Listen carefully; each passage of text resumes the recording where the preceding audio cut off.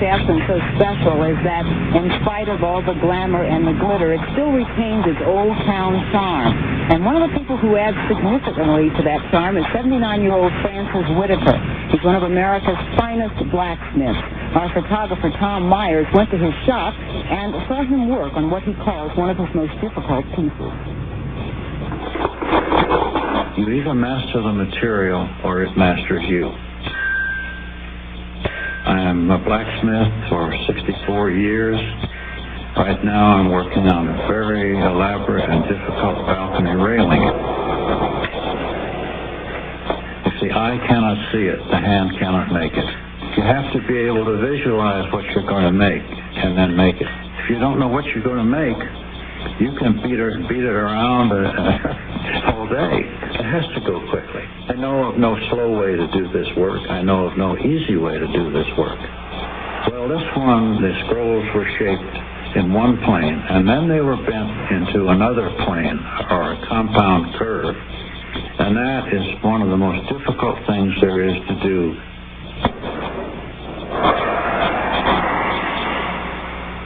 I am solely responsible for what I do. The quality, I think, goes back in craftsmanship and in all crafts for centuries, and that is pride in workmanship. Build something that will last forever. It takes an irrevocable decision to do the best work you possibly can. To never short your job, never short your customer. I love it. I want to die with a hammer in my hand.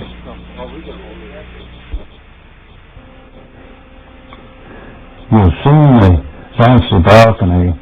This is an example of my first elephant on the left. One of my seahorses forged out of one piece and the tail split off. The first one I made is now in Australia. Been there for about 40 years.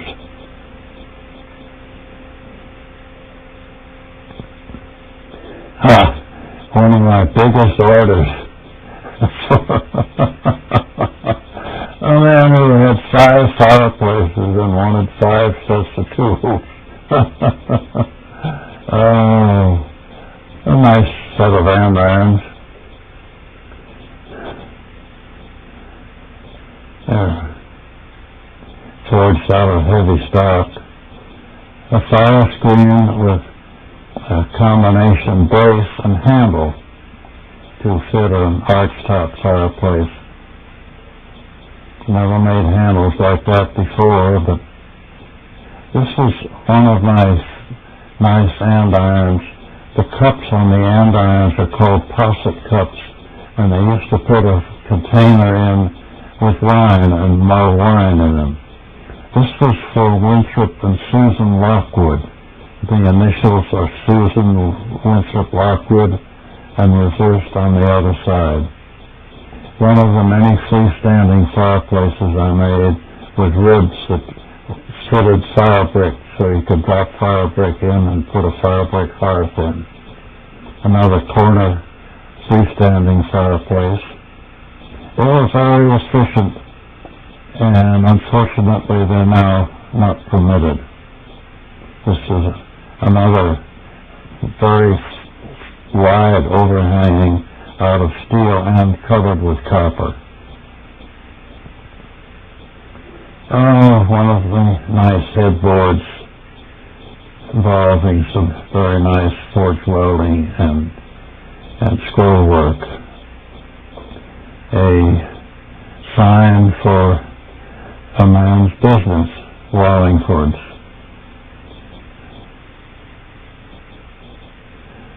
This was a banner for the Colonel Highland ski area. This is a weather vane with a seagull, and I use a bicycle pedal for a bearing. It's about the best bearing you could ever find. A cross for a church. That was a forge welded connection.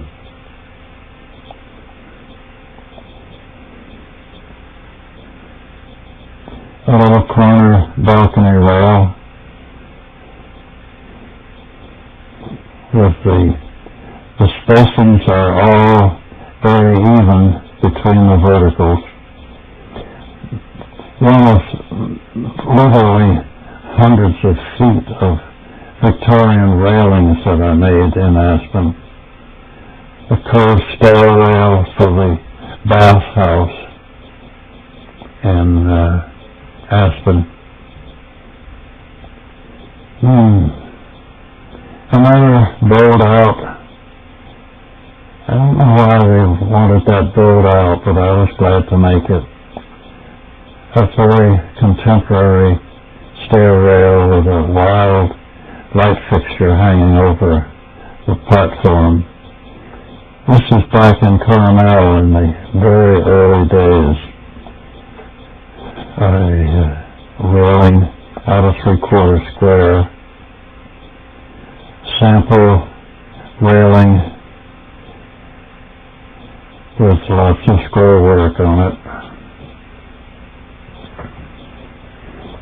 Another rail with a little side brace to it right in the center of the one scroll projecting out with a foot to stabilize it. A combination forged weld and scroll copper riveting. A balcony and a railing on a house next door to the mountain forge in Aspen. A very interesting railing, 3/4 square, bowed out and bolted to the either the treads or the balcony on a curve. A window grill for cattlemen.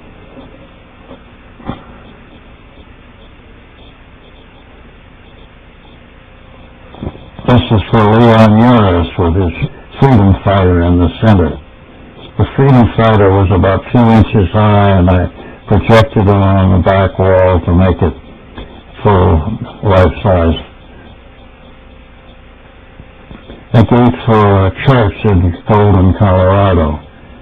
They ordered the cross and the Trinity, so I designed it accordingly. A frankly modern piece for the Aspen Institute. A little gate for a home in Berkeley. It's one of the things that survived the Berkeley fire.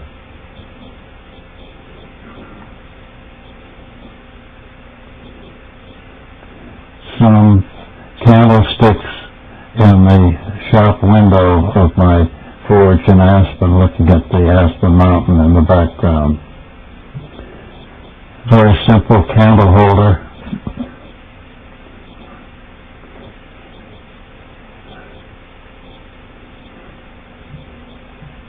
Another candle holder. I forged the candle sockets out of 3/4 inch pipe. Copper trays on the bottom. Outdoor coffee table with wrapped joints where the spears connect. Another coffee table with a piece of diamond plate.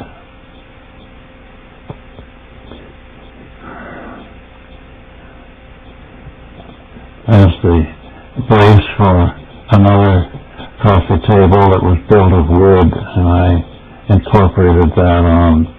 The 4 leaves are forge welded on. There's that triple twist that I use for the fireplace tool holders for the legs.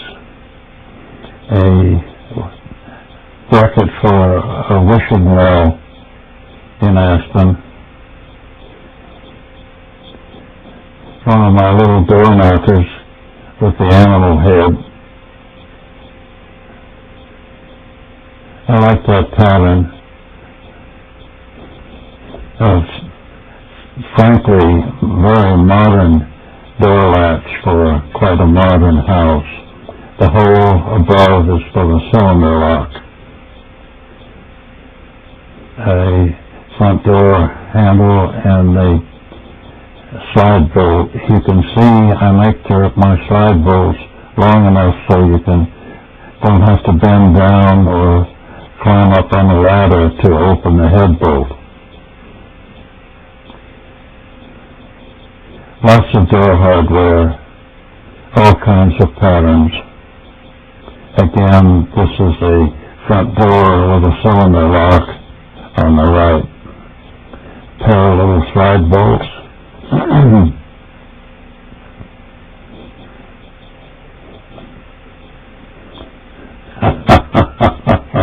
One of a kind. It's the only toilet paper holder I ever made.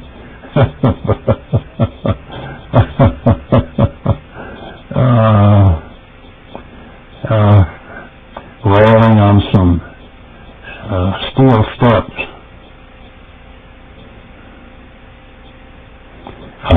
Well, we're back now in the other parts of the world. I think this is in Charleston, South Carolina. Yes. Charleston is the home of wrought iron. A lot of the work was done by slave blacksmiths, too. The variation of the lyre pattern in the center without the outside scroll pattern. Railing on the customs house in Charleston. I like the oval scrolls. And the oval scroll is a different creature from the volute scroll. If it doesn't come out right, it's hard to move it along or open it or tighten it. This is a nice one with a double center scroll and cast iron balusters below.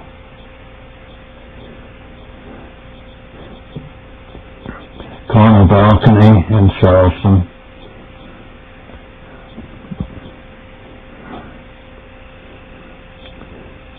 Also Charleston with the horseshoe little pattern underneath and the nice forge welded spears on the top.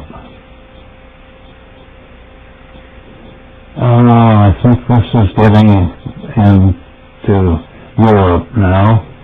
This is part of the series of Ironwork around the world. Yes. This is I think in Spain. Entrance gate to one of the cathedrals. No, this is still in Charleston.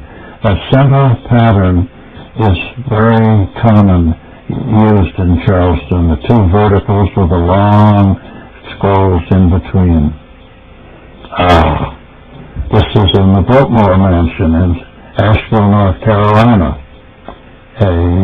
An andiron, the head was 2 inches square. I got permission, I asked permission to photograph the ironwork in the Biltmore Mansion, but they wouldn't let me do it, but they put their staff photographer at my disposal, and we spent a whole morning going around photographing. Fireplace in every room.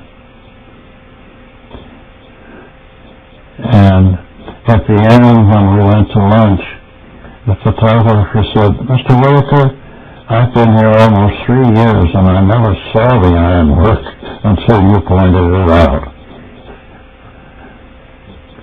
So it's a lot of the work was done. In fact, they had a blacksmith shop on the premises. A lot of it was done. This is a cast iron one. A lot of it was done by a commercial company, but they have no record of who it was. They have records of everything else. There's the base of the cast iron and iron.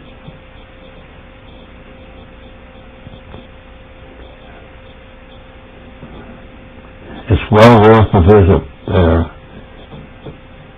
An unusual andiron with a thick vertical with a big brass ball and then the lower one with another brass ball on it. Very fine, heavy work.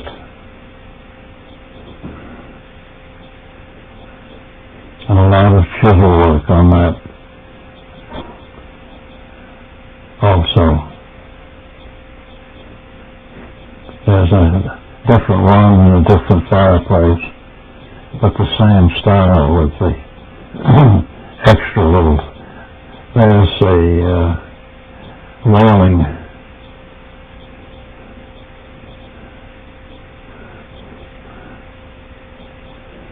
Nice railing with flowers to add to the decoration.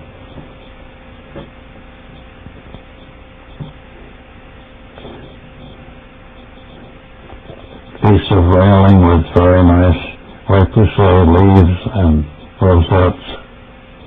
There's a detail of the repoussé leaf and rosette. Another done.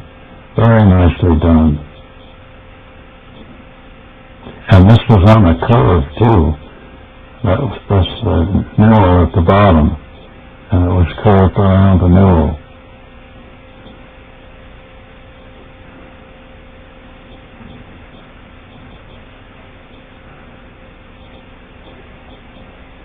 I've done very little repoussé work.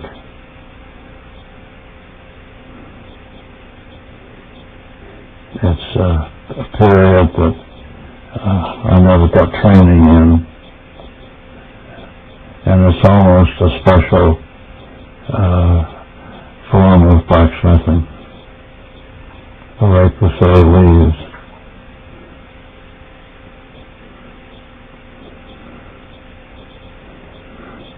I think we're getting away from the Biltmore Mansion now and are in Spain again.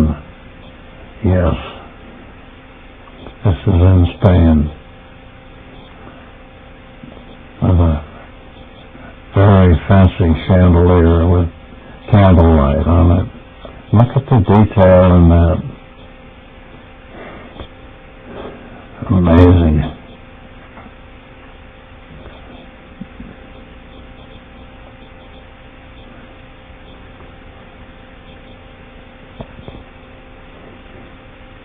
Yes, this is part of the frieze on the lower part of the chandelier.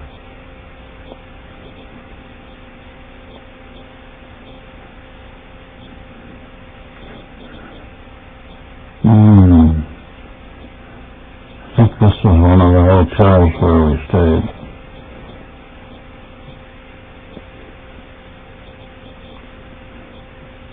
Nice gate with an unusual scroll pattern with a shield. Yeah. Beautiful hinges, and look at the stonework that goes with it.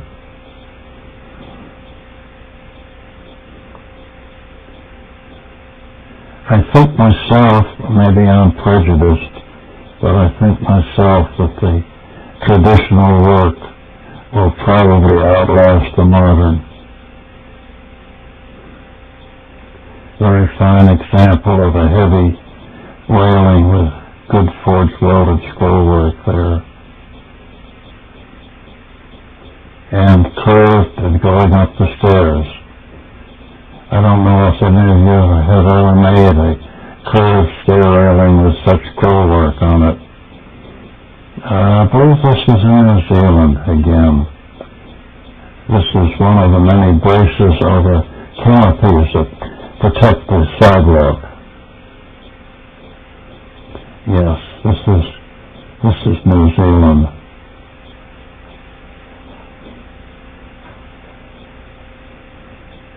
Yeah. This is, I think, one of the public buildings, the entrance gate to a public building. And this is one of the homestays where we spent the night.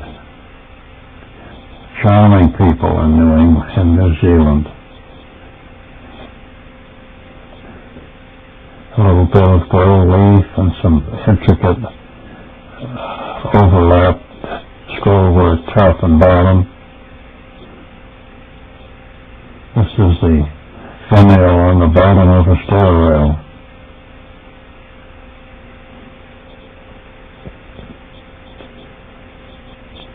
Some very elaborate scrollwork there. Very carefully done.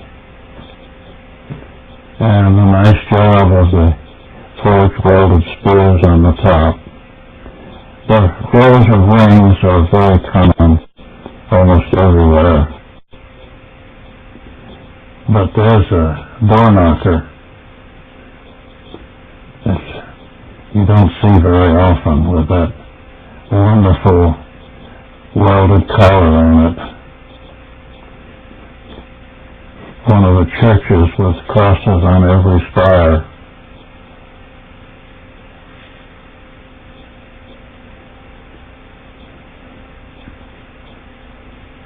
Some very good repoussé work and good joinery.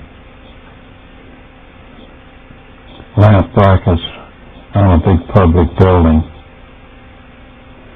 But those little double offset corners are not as easy as a single one.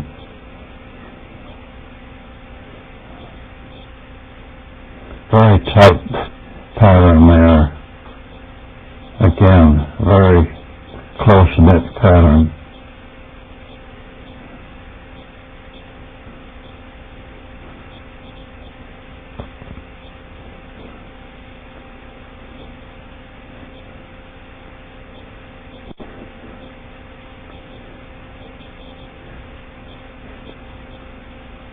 Unfortunately, the flash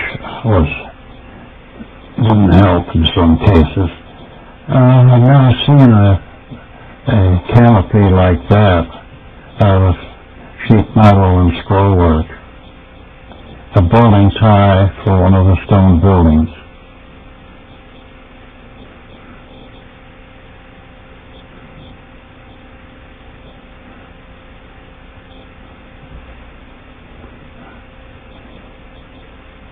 Yeah, there's forged letters for a shop. You can see top and bottom another variation of the building tie.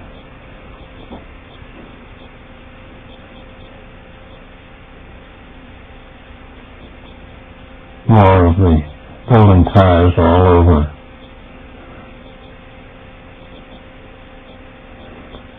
I don't know why that was done, because I don't think New Zealand is earthquake country, but maybe it was just for security.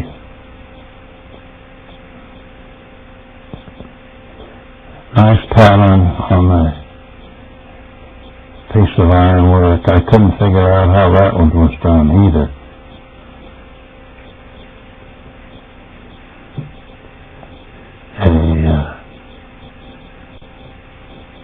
One of the many balconies.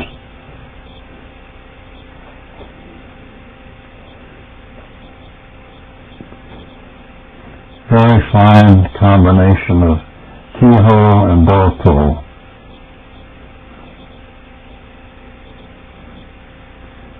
Another, that was a door pull and a twist handle instead of a knob. Door hinge, a nice pattern, decorative work.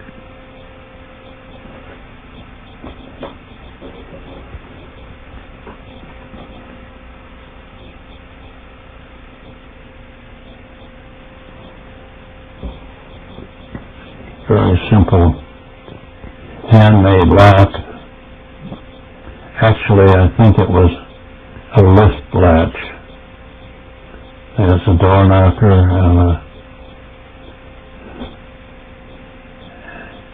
and a turn latch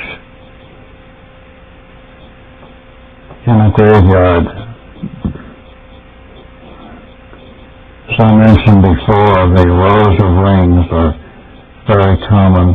This is a variation with an incomplete ring. And this is a half-lap forged joint with rosettes on both sides of the connection. Detail of the hinge.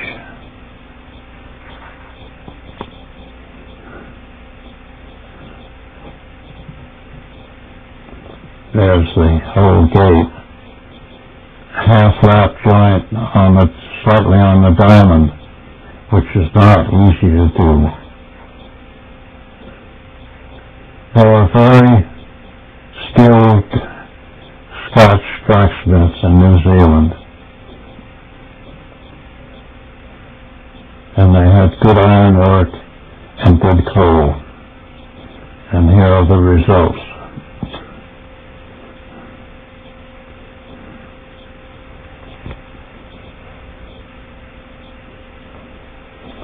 Interesting pattern of scrollwork with the scrolls inside the circle.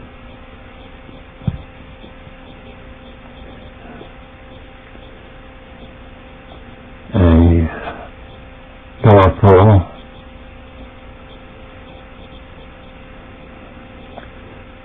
Nice scroll. I imagine that was made by the same smith that made the previous one.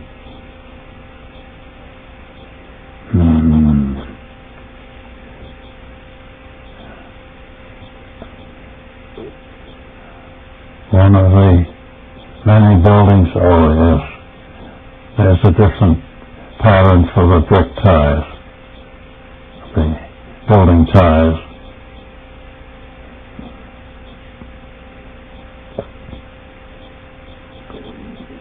A little finial up on the clock tower, and a little decorative one in the lower left corner also. Quite elaborate balcony with very elaborate braces too. There's a close-up of it. I've never seen that pattern before with the rings and the rows of rings around the ring. Detail of a stair rail. Nice diagonal pattern there, and very fine joinery too.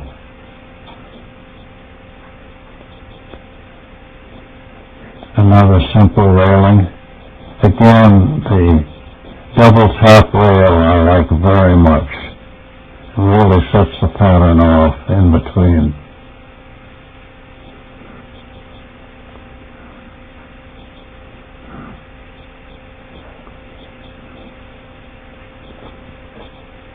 As you can see, there's endless things that railing had a brace on the top instead of on the bottom.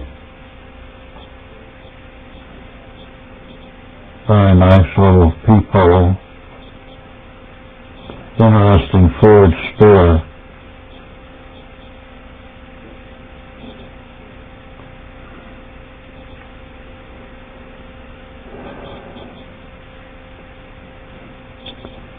Simple but difficult railing.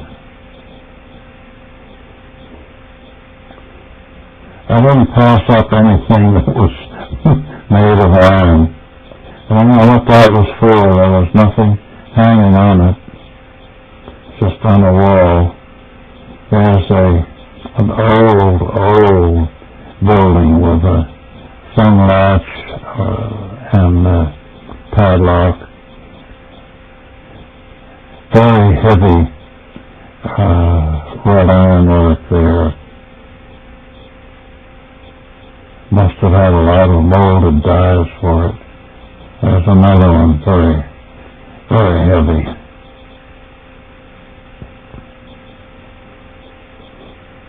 And again, they used a lot of broad leaves out of 3/16 plate.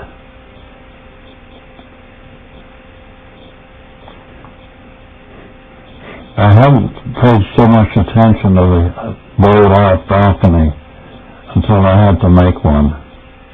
And believe me, they are not easy. Some of them have great big recusé leaves on the corner like this one. Others are braced from underneath. Once in a while you'll find one with the brace reversed on the top.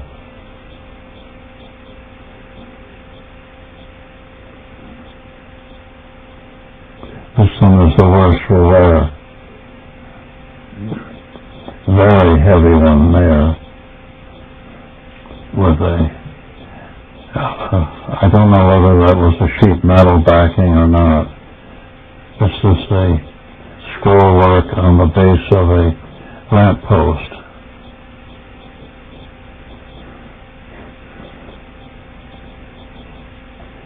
One of the fine public buildings.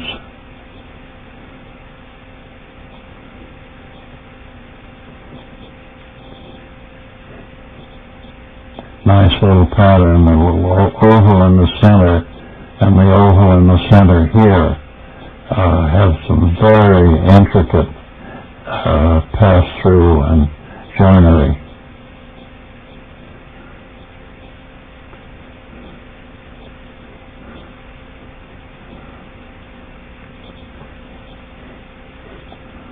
Very formal lattice work, lap joints and rosettes riveted.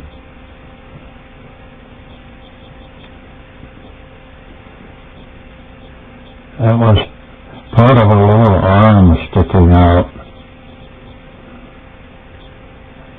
and I wanted to show the foil.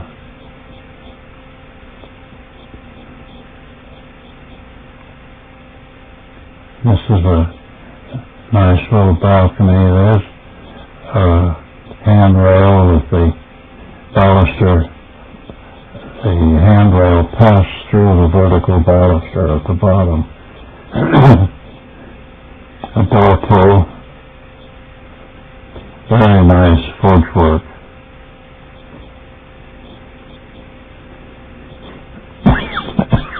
An unusual pattern with what looks like chain holding the whole thing together.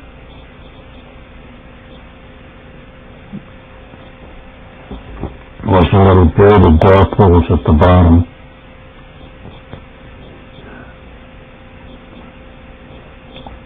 Very fancy one, an old home, very weather beaten.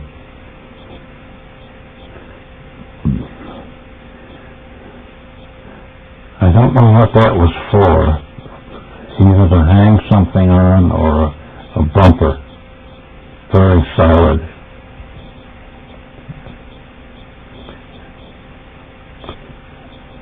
Nice forged balusters on that one. But you can see the lack of a double top rail does not show the whole thing off nearly as well. Another old door with very fancy brasses on it.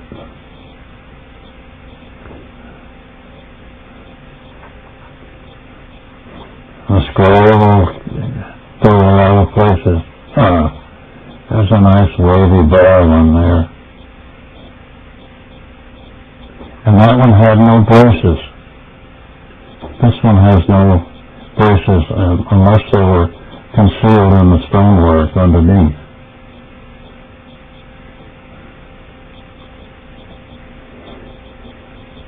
There's the lyre pattern, which is very popular, apparently all over the world.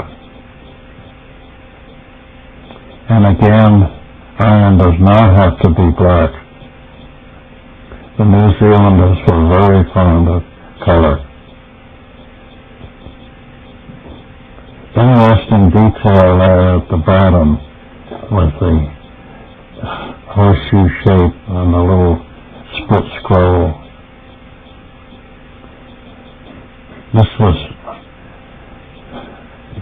I'm beginning to think this is in Spain now. That looks more like Spanish ironwork than New Zealand.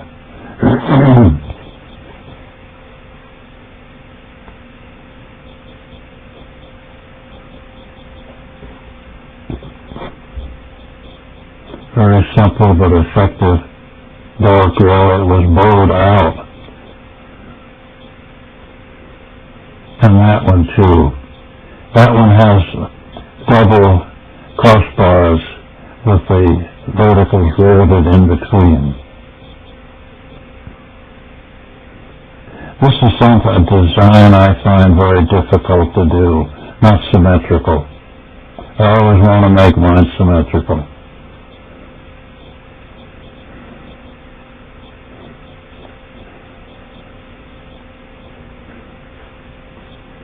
Oh dear, what you can do with your hand and your hammer.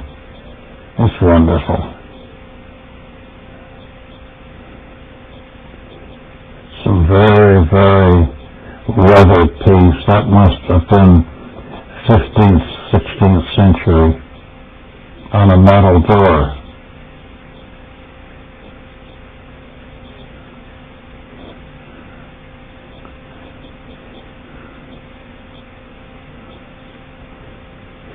Some very fancy bosses with nice big nails.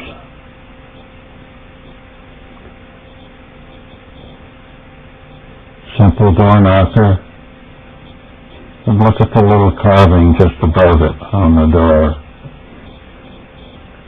Yeah, this is very, very old work. I would say probably 16th, 17th century.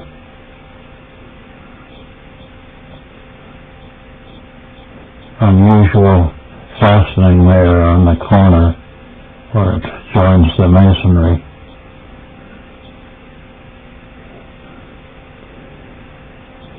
These were not cast balustrades. They were forged out of at least 1.25 inches round. Detail of a gate, door knocker with very simple bosses to go with it.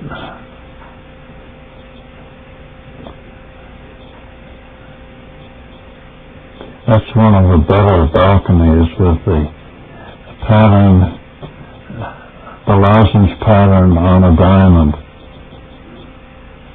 This is another very old piece.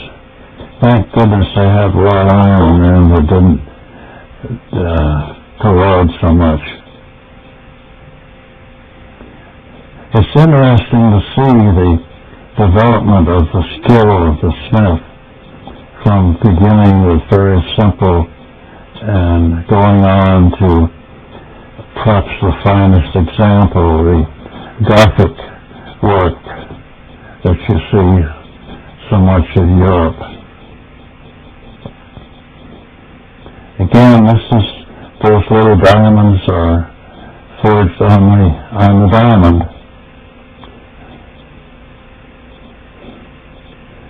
And a nice detail at the bottom there.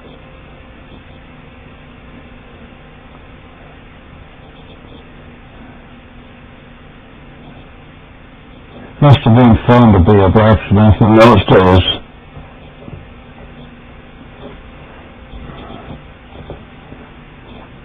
Another half-lap joint with a rosette on it.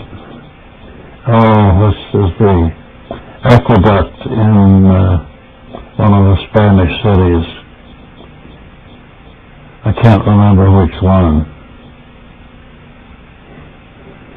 And there's a recessed key plate with very fine pierced work around the end.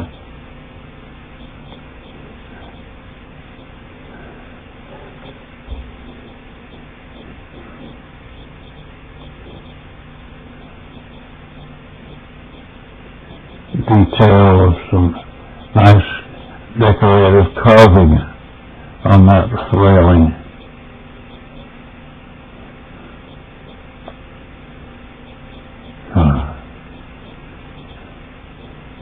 Endless variety of work.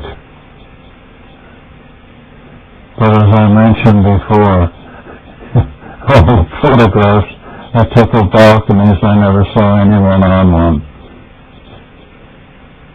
There's one with the very heavy plate decorations in the center. Oh, that's an elaborate street lamp.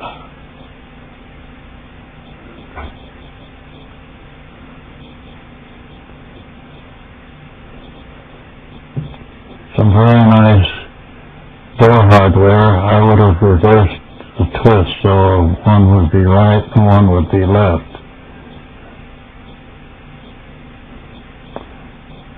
Lots of heavy forged balusters. There's a nice detail of the window grill where they put the little extra touch of the rosettes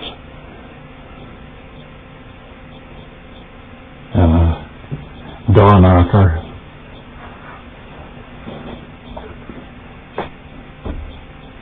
Simple but very effective window grill. That's passed through on the diamond. Some pretty well worn bosses with unusual nails and very odd vertical finial on the top of this. Obviously to discourage anyone from climbing over.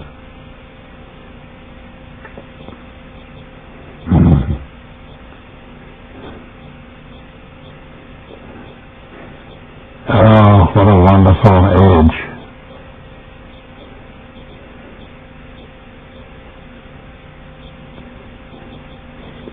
And the Smiths there really were trained. They went through the apprenticeship, the journeyman, and up to the masters.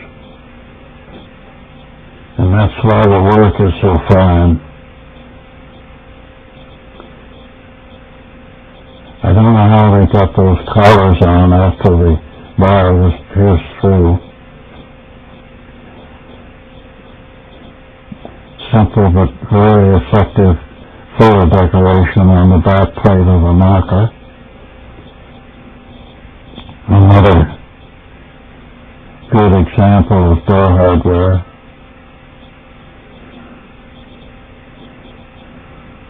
Yes, this is in Spain again.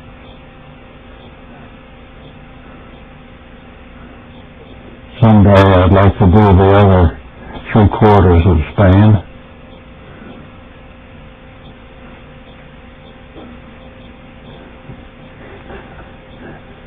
I had one difficulty, and that was running out of film during the day. I would think one roll of 36 would last a day, but very often I had to go back to the hotel and get more film. There's an unusual combination of scroll. Oh, here's the shell house again. Wonderful work there. Yeah. And when I did a workshop at Yellens, we uncovered some molding dies for forging those collars, and they were done as near as we could figure out by taking a large stock, roughing it out to shape, putting it in the dies, and then drawing the rest of it away in a sledge. They were not welded collars. So the baluster was one solid piece.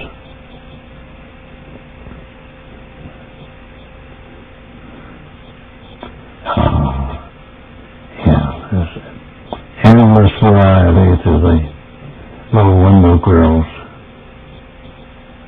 And fan lights.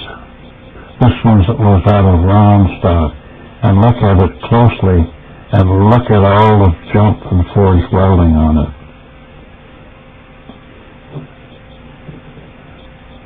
Sign for a nice restaurant.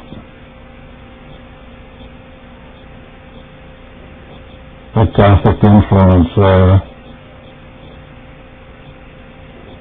But see how it's set off with the little spacers in between.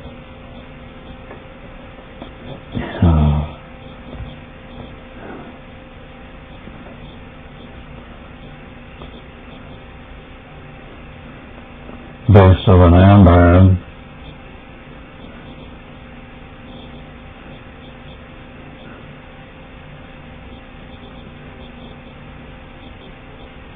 Very fancy door hinges.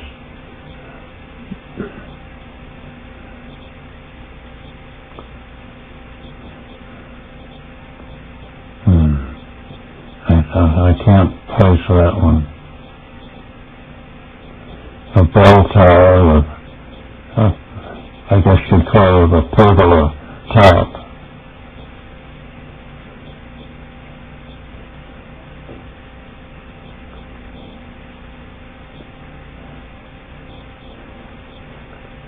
The balcony patterns were endless, and notice those are curved out too. They must have had some very fine techniques for joinery, because these were all done before the arc welder. And some of them 20, 30 feet long.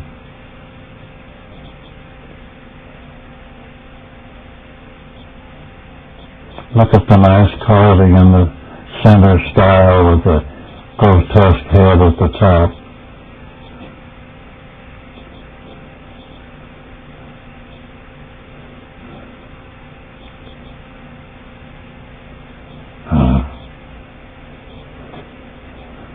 That's a fun tangle.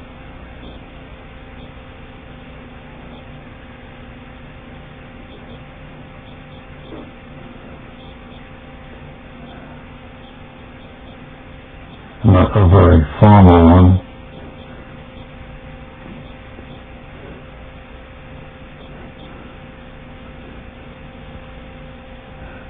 This was almost a walkway supported by masonry.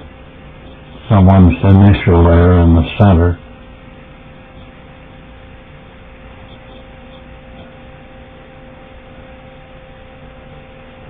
Very fine fan light. Another one.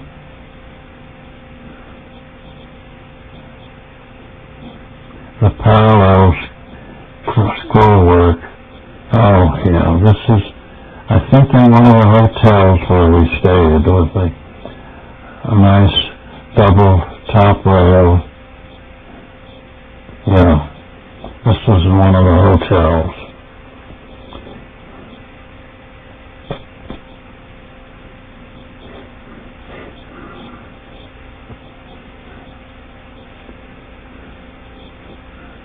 Lots of these were walkways that would go from one window to another.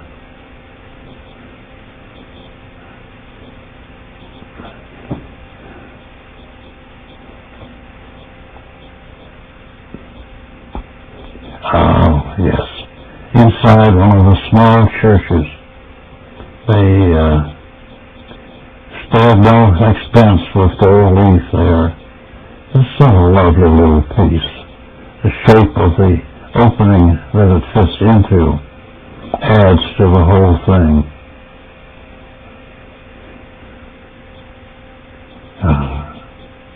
A door knocker.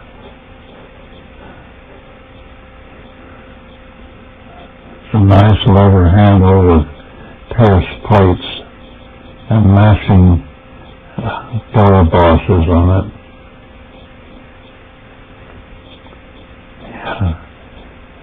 Detail of some very fine work on a gate.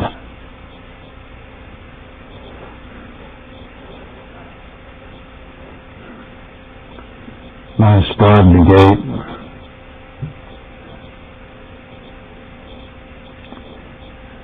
I like the way that one flows with the parallel lines. Somehow parallel lines can accent a piece. Another bowed out balcony. Believe me, those are not easy. Nice little sign bracket.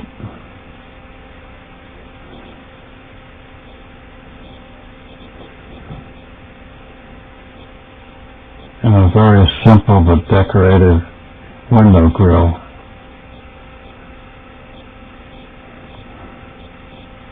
You find every range in Spain, from the simple things to the extremely elaborate. Probably representing the change in technique and design over the centuries. Nice detail there.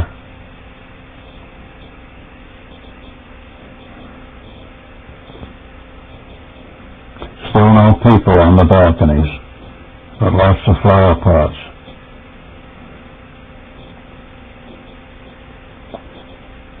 Very elaborate. Lots of fancy jump welding on that. There's some Allen horn, so we must be getting into Switzerland.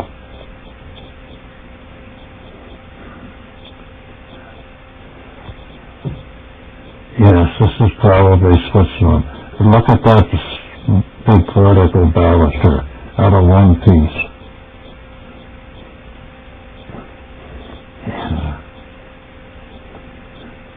Yeah, the flower pots signify Switzerland.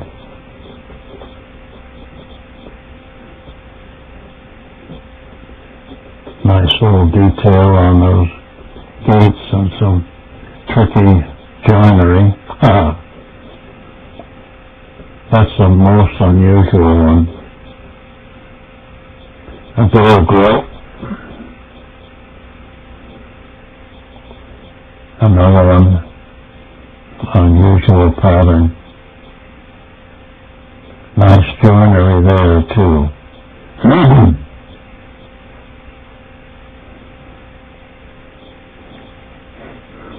That speaks for itself.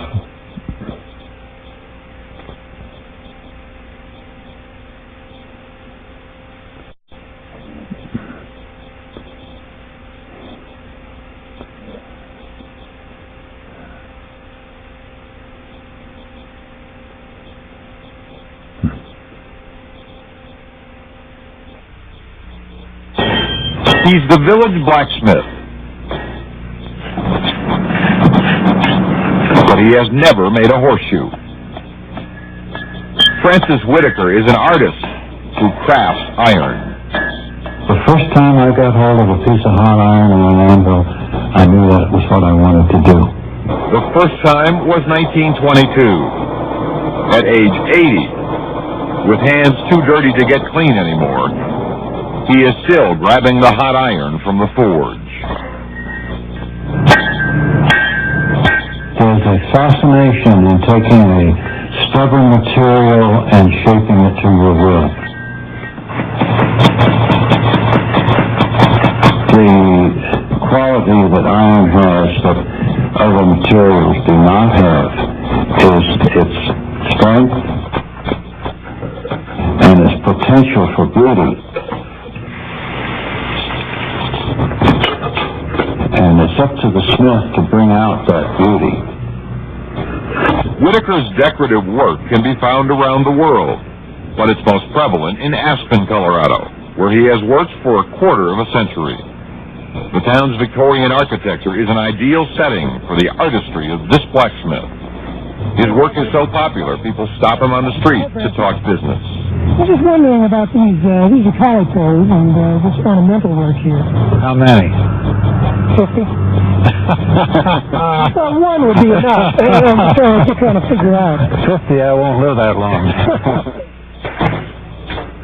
Still, at 7:30 every morning, he's back at his Mountain Forge shop. For the last 15 years, Whitaker has spent a lot of time passing on his knowledge and skills to other blacksmiths.